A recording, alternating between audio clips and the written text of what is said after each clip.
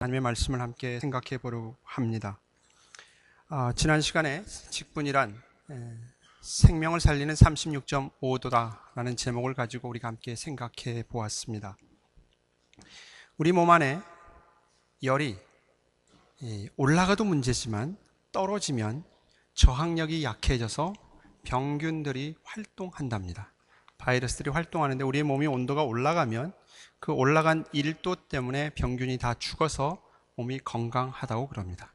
그래서 혈액순환이 잘 돼서 혈액순환이 잘 되면 사람은 어떤 상황 속에서도 그 바이러스를 이겨내 갈 수 있다는 것이죠. 암세포가 우리 안에 있지만 내 몸이 건강하면 이겨내죠. 그러니까 내 몸이 차지면 그런 암세포라든지 바이러스들이 활동해서 병이 든다고 합니다. 그래서 족욕을 해야 된다든지 몸의 온도를 올려야 된다는 게 꼭 약을 먹어서 치료하는 것이 아니고 그 자연적인 치유가 그렇게 이야기를 하는 사람들이 많습니다. 마찬가지로 우리의 몸이 따뜻해야 하듯이 교회가 하나님의 말씀 안에서 온전히 성숙해 가려고 하면 교회가 따뜻해야 합니다. 따뜻해져야 됩니다. 여러분이 집에 가도 집에 분위기가 냉랭하면 집에 가기가 싫습니다. 그렇지 않나요? 호주 겨울이 좀 그랬죠. 밖에 날씨가 이제 따뜻해지죠. 밖에 추워지면 여러분 예배당 오는 것조차 아침부터 걱정입니다. 식사하려고 그러면 추워서 어떻게 식사할 건가 이렇게 돼요. 따뜻해지면 마음부터 달라지죠. 왜 봄을 만물이 소생하는 계절이라 그렇게 이야기를 합니까? 추우면 꽃이 피기가 어렵기 때문이죠. 따뜻해야 생명이 왕성하게 움직이고 활동하게 되어진다고 하는 자연적 섭리를 우리에게 가르쳐주는 것이죠.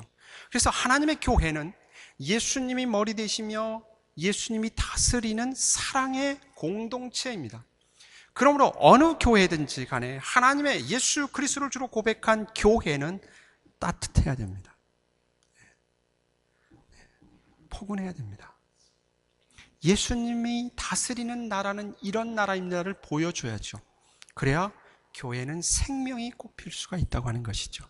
하나님의 교회에 직분자를 세우는 이유 가운데 하나는 바로 이 생명을 꼽히기 위해서 하나님이 직분자를 세운다고 하는 것이죠.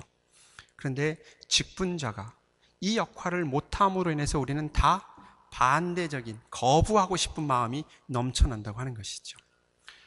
오늘 본문의 말씀을 통해서 직분받은 바울이 그 직분에 대한 어떤 이해를 가지고 우리에게 이야기하고 있는 것에 대해서 우리가 관심을 가지면서 우리가 가지고 있는 하나님의 교회 안에 있는 직분에 대한 잘못된 이해, 견해, 그 가치관을 좀 바꿨으면 하는 기대를 하고 이 말씀을 살펴보도록 하겠습니다. 오늘 본문의 말씀 속에서 바울이 우리에게 하고 싶은 얘기는 뭐냐면 제목에도 주어졌던 것처럼 하나님의 은혜로 직분을 받은 바울 자신이 표현하기를 직분이라고 하는 것은 무엇이냐? 하나님께서 본을 보이는 것이다. 그 얘기를 조금 의역해서 사랑의 표지판이다. 그렇게 은혜의 표지판이다. 이렇게 여러분에게 소개를 하고 싶습니다. 하나님의 교회 안에 직분이라고 하는 것은 무엇이냐면 하나님의 은혜와 사랑이 무엇인지를 보여주는 사인이다. 그 얘기입니다. 우리가 예배당으로 들어올 때 여기 이 예배당으로 가는 꿈이 있는 교회에 예배드린 장소입니다라는 간판이 하나 있지요. 그 사인보드죠. 우리는 다 아니까 그거 안 보고 오지요. 그러나 처음 온 사람은 어디로 가야 될지 모를 때 그 사인을 보고 들어온다는 얘기죠. 마찬가지로 하나님께서 교회 안에 뭔가 보여주기고 가르쳐주기 위해서 사인보드로서 표지판으로서 직분자를 세웠다라는 게 바울이 그 직분에 대한 이해고 오늘 우리에게 가르쳐주는 내용입니다. 그러한 면에서 이 은혜의 표지판은 누가 세웠는가라는 것이죠.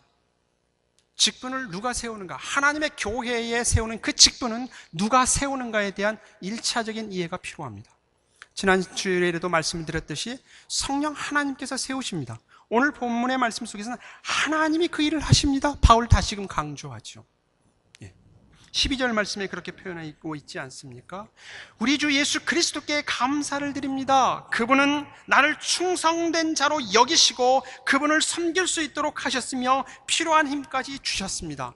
그리고 나를 직분자로 세웠습니다. 바울이 모든 조건에 의해서 그 완전하기 때문에 사도로서 부름 받은 것이 아니라고 분명하게 밝히고 있지요. 하나님이 나를 충성된 자로 여기셨습니다. 그리고 나의 신분을 변화시켜서 하나님의 자녀 삼으시고 이 직분을 주셔서 나로 하여금 이방인들에게 복음을 증거할 수 있는 사도의 자리로 세워주셨습니다 라고 고백하는 것이 바울의 고백입니다. 바울이 위대하거나 어떤 행위의 온전함 때문에 이 직분자로 불림을 받은 것이 아니라 하나님의 은혜와 주권에 의해서 직분자로 세움받았다고 하는 사실에 대해서 강조하고 있죠. 이 부분에 대해서 당시에 많은 사람들이, 많은 교회들이 바울에 대해서 딴지를 걸었습니다. 네가 무슨 사도냐? 너가 예수 그리스도와 함께한 적이 있느냐? 거기에 대해서 바울이 늘 컴플렉스처럼 가지고 있습니다. 그래서 편지를 쓸 때마다 그 얘기, 특별히 고린도 교회에 보낸 편지 가운데서도 그 얘기를 합니다. 내가 사도된 것은 하나님이 나를 불렀다. 편지마다 그것을 강조한 이유는 그 당시에 그렇게 딴지를 걸었습니다. 우리도 그런 얘기하고 있지 않습니까? 당신이 직분자요? 바울에 대해서 안 사람, 바울에 대해서 당연히 그렇게 얘기할 수 있습니다. 바울이 과거에 어떤 일을 했는지 알죠. 바울 스스로 오늘 고백한 것처럼 뭐라고 고백합니까? 13절의 말씀에 나는 예수를 만나기 전엔 그리스도를 욕하고 핍박하고 온갖 방법으로 믿는 자들을 위해서 괴롭혔던 사람입니다. 예수님이 이 땅에 죄인을 위해서 구원하러 왔는데 그 죄인 중에 괴수가 바로 나입니다. 그 고백 아닙니까? 그것을 아는 자들이 당신이 어떻게 사도냐라고 삿대질을 했습니다. 거기에 대해서 바울은 분명하게 얘기합니다. 이 직분은 하나님께서 나를 세우신 겁니다. 내가 자격이 있어서 세운 것이 아니라 하나님의 은혜와 사랑과 긍휼을 입혀서 나를 이 자리에 세웠습니다. 그래서 16절의 말씀에 그렇게 표현하고 있지 않습니까?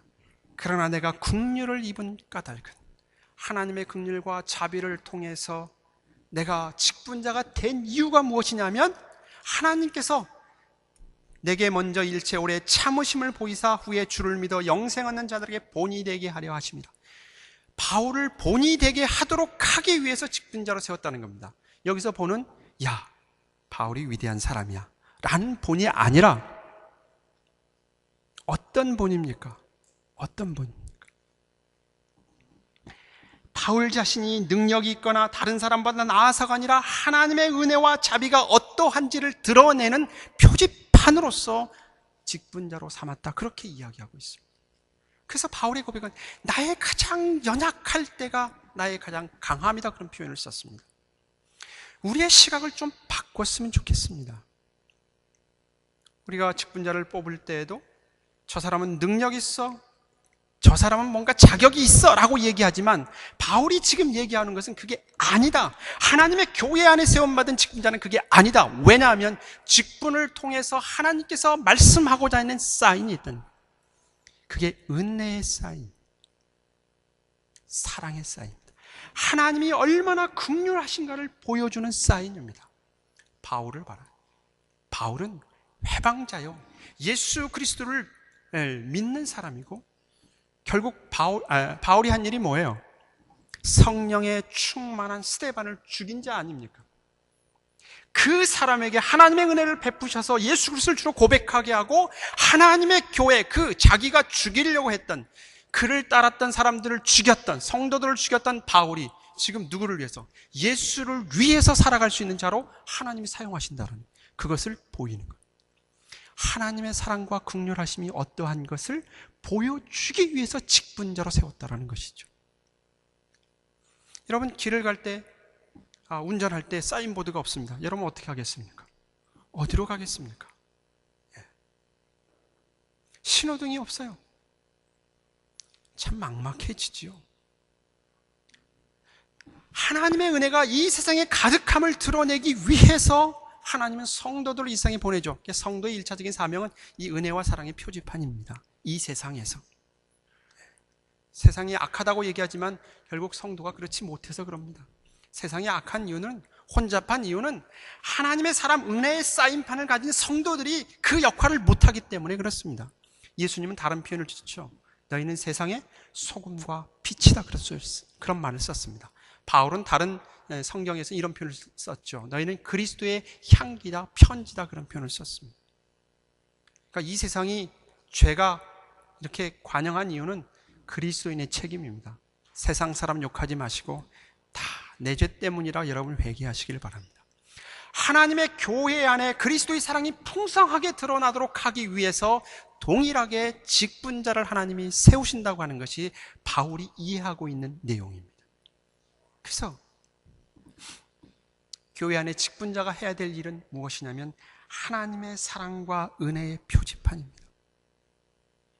능력과 권능과 어떤 자기 자신의 온전함을 드러내는 것이 아니라 자신의 연약함을 드러내면서 그것을 통해서 하나님의 사랑을 나타내는 거죠.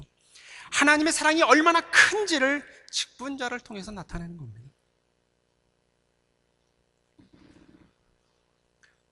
나는 못났어, 내가 뭘 하겠어라고 생각하는 사람을 뽑는 것이 하나님의 교회 안의 직분자라고, 그렇게 바울이 설명합니다. 그런 내가 하나님의 사랑을 통해서 변화되어지고 그 생명이 내 안에 들어와서 그 연약함 속에서 하나님의 풍성함을 드러내는 그 모습을 통해 하나님의 살아계심을 드러낸다고 하는 것이죠. 하나님이 얼마나 은혜로우신가, 얼마나 자비로우신가를 드러내기 위해서 직분자를 세운다고 하는 것이 오늘 하나님께서 바울을 통해서 우리에게 가르쳐주는 내용이라고 하는 것을 기억하시기를 바랍니다. 바울의 위대함을 드러내기 위해서 직분자를 세운 것이 아닙니다. 바울을 부르신 하나님, 도대체 그분이 어떤 분이신가를 드러내기 위해서 바울은 직분자로 불림을 받았습니다. 그리고 바울은 그렇게 얘기합니다. 근데 우리는 그렇게 안 봐요. 세상의 관점으로 바울을 바라보죠. 바울처럼 위대한 사람, 뛰어난 사람, 능력 있는 사람, 권능 있는 사람, 그렇게 자꾸 보고 있죠. 바울은 그렇게 얘기하고 있지 않습니다. 성경을 잘못 보는 거죠. 교회 안의 직분자를 그런 생각으로 보게 되죠. 바꾸셔야 됩니다. 바꾸셔야 됩니다. 교회는 하나님의 은혜를 입은 자들의 모임입니다. 스스로 모인 자들이 아닙니다. 오죽했으면 하나님께서 성령 하나님을 보내셔서 우리를 변화시켜서 이렇게 모아주셨죠. 그대로 내버려두면 제멋대로 살 것 같아서 모았습니다. 여러분이 이 꿈이 있는 교회를 어떻게 모여들었습니까? 여러분이 자발적으로 온 것 같지만 한번 가만히 돌아보십시오. 여러분이 믿든 안 믿든 간에 성령 하나님의 역사하심 속에 여기까지 인도하신 겁니다. 그렇다고 하면 하나님의 교회로 우리가 모였어. 오늘 하나님을 찬양하고 하나님의 말씀을 듣고 하나님의 백성으로서 삶을 살아갈 수 있는 이 자리에 설 수 있는 여기까지 인도하신 하나님의 크신 은혜가 무엇인지를 생각하시기를 바랍니다. 오늘 여기까지 온 것은 다 하나님의 은혜라고 하는 사실을 여러분 기억하시기를 바랍니다. 여러분의 내일의 삶도 여러분 스스로 내가 내일은 어떻게 될 것인가, 내 미래가 어떻게 될 것인가 염려하고 근심한다 할지라도 성경은 동일하게 그 하나님이 여러분의 인생을 붙들고 있다라고 설명하고 있죠. 그래서 바울은 이런 고백을 하고 있지 않습니까? 고린도전서 15장 10절에 가게 되어지면 그러나 지금의 나는 하나님의 은혜로 된 것이다. 바울이 바울 될 수 있었던 것은 하나님의 은혜 때문이라 그렇게 목이 터져라고 외치죠. 근데 우리는 그 하나님의 은혜를 안 보고 바울의 권능, 능력 이쪽만 자꾸 생각한다는 것이죠.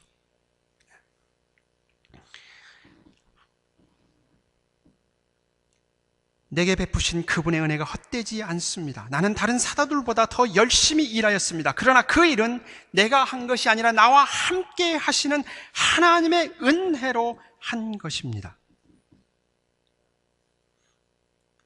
바울은 자기가 잘나서가 아니라 하나님의 긍휼과 자비로 하나님이 어떠한 분이심을 드러내기 위해서 자신에게 직분을 주었다고 고백합니다.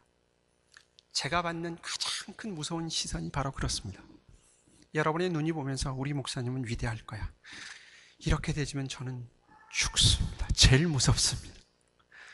목회자로서의 삶을 살아가면서 가면 갈수록 느끼는 것은 연약함과 부족함입니다. 솔직한 심성입니다. 숨고 싶고 도망가고 싶은 것이 심정입니다.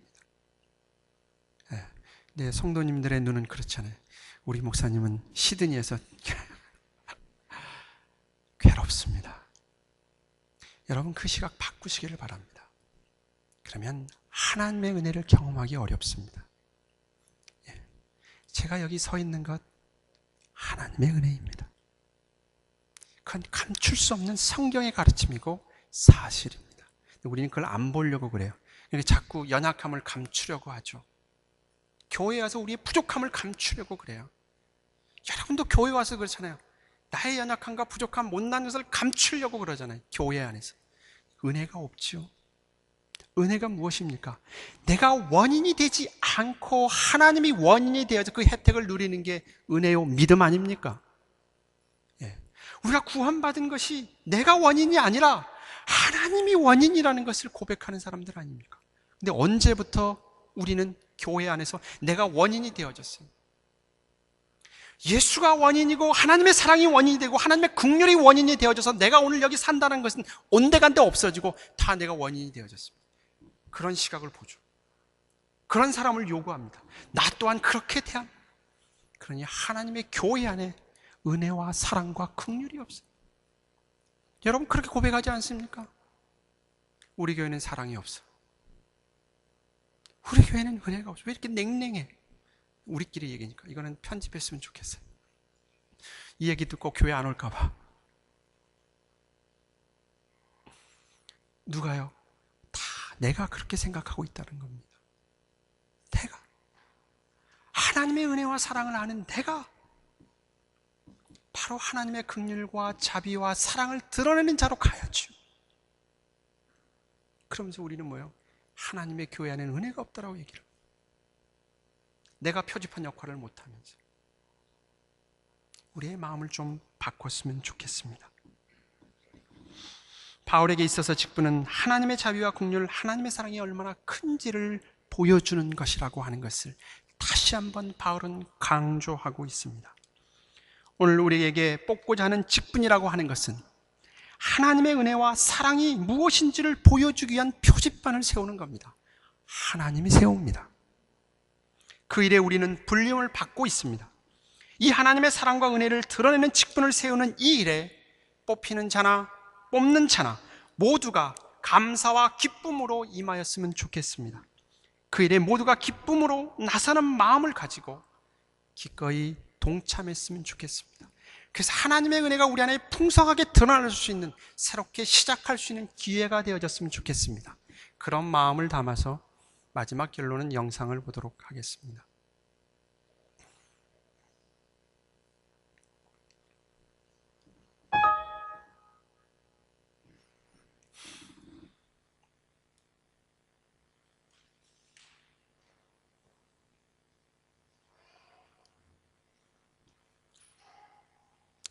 못다한 얘기는 영상을 통해서 여러분들에게 전하면서 말씀을 마치도록 하겠습니다. 자연을 통해서 우리에게 주는 귀한 교훈이라고 생각을 합니다.